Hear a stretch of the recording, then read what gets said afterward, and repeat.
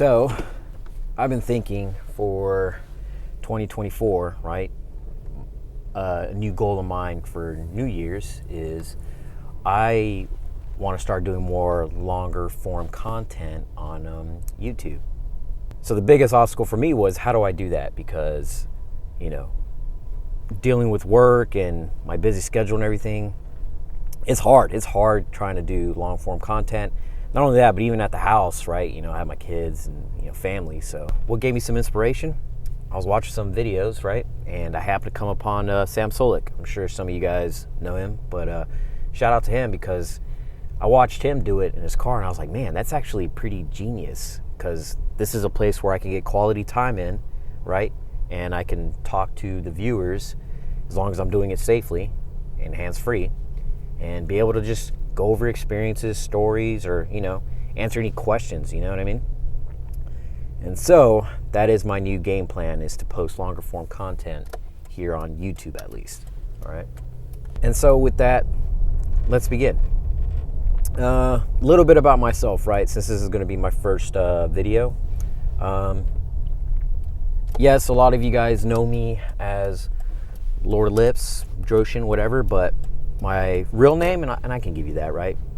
Real name is Larry, named after my my grandpa.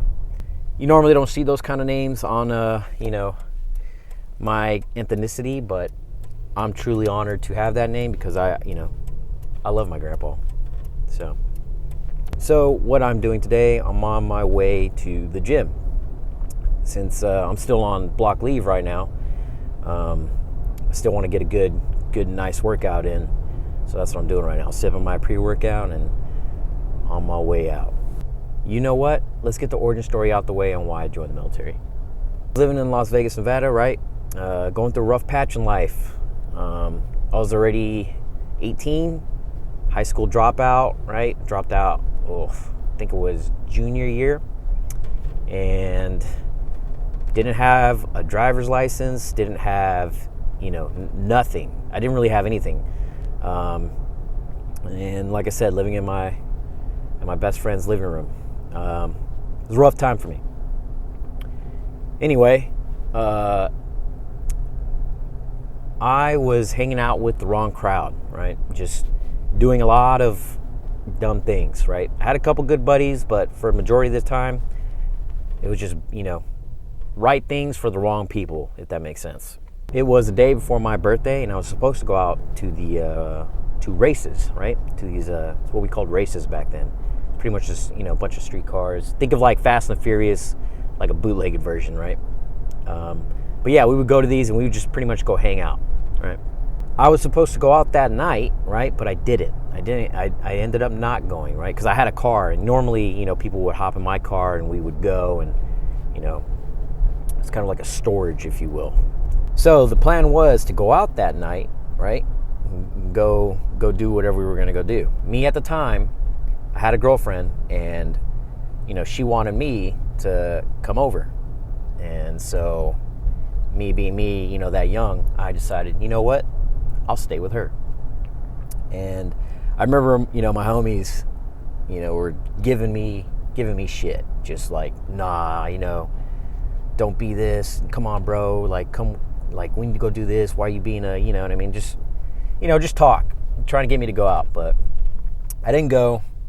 And that's what ended up really helping me out, because I woke up the next morning and I had a homegirl who called me, she called me crying, because my buddies that I was supposed to go out with that night, they were all arrested. They got in big trouble. We're not going to go over that, right? But they ended up, going to jail.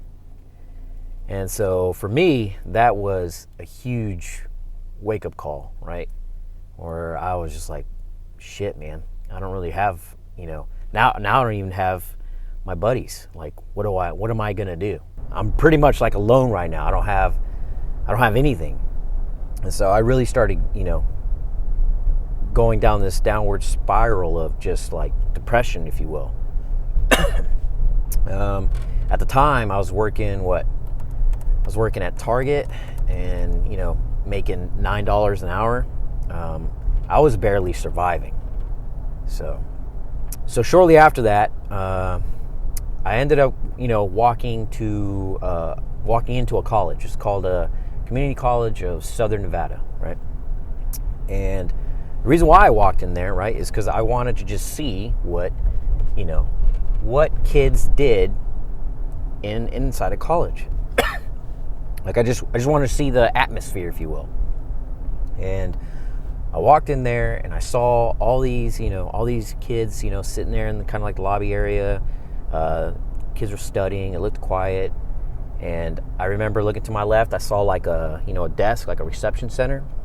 And I looked over to my right and I saw a lot of brochures, right?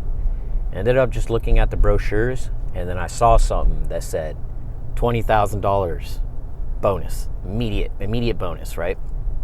And I picked that up and I was like, oh, Army. And I glanced over it and I was like, man, all I got to do is just join and I can make 20,000. And I was like, bet, I could definitely do this. And so from there, I ended up, talking to a recruiter as soon as possible. Like I called that number, asked like, what do I got to do? And, we went over like prerequisites, but essentially I couldn't join because I had dropped out of school. I had nothing. So he told me at the minimum I would need, a GED. And so like that night, I remember talking to my, the friend I was living with. I remember talking to him and his parents like, I'm thinking about doing this. What do you guys think? And they supported me. They were kind of like my family, right? They were helping me out through my darkest time. And for that, I love them so much. But, they supported me on that. And that's when I ended up calling my grandma, who was living in California, right? And I told her, pretty much that I need help. I want to do better for my life. And I need help getting a GED. And can you help me? My grandparents, I love them so much. They're gone now, but they were the people I could rely on to take care of me, although they were in another state, right? And so, I told her, what I wanted to do, and like the next day, she came and picked me up, brought me over, and I was still in the mindset of how I was, immature, young, reckless, right, impulsive. And so I went from that, and over like the next couple months, she helped me go get my driver's license. So I was no longer doing driving without nothing, right? Got my driver's license, allowed me time to study, and I got my GED. And the minute that happened, that's when I decided to go back to a recruiter, right? And that's when I enlisted, originally in the Army. And it's funny to me because I remember telling my recruiter, now that it was game time. You got to remember, I was still a kid, but this was during global war and terrorism. I remember telling him, hey, look, I'm ready. I'm ready to go. I'm ready to join, but I only want to do 3 years. Okay, I don't want to go to war at all. Absolutely do not want to go to war. I remember telling that, like, I do not want to deploy. And then I told them that I wanted free college because I knew about the whole, like, I had heard about the college thing, right? And they kept pushing that. And then I remember telling him, like, and I don't want to do any job that'll, get me hurt. So yeah, I'm telling you that because like me now, right? And everything I've gone through. So it's just funny because as young as I was, I didn't know nothing. I had no kind of background history on the military. I knew nothing about it because at the time I didn't care. Like I just did not, that was not in my purview, right? I didn't even know that special forces existed. I didn't know that I didn't know about any of that stuff. I just knew that there was the military and that there were branches. There was the Army, the Marine Corps, and the Air Force and Navy. I didn't even know about the Coast Guard. But anyway, so, long story short, no problem. He got me signed up. I originally joined as a, what was it, 52 Delta, I think it was, in the National Guard. It was a power radiator generator equipment repair, I believe.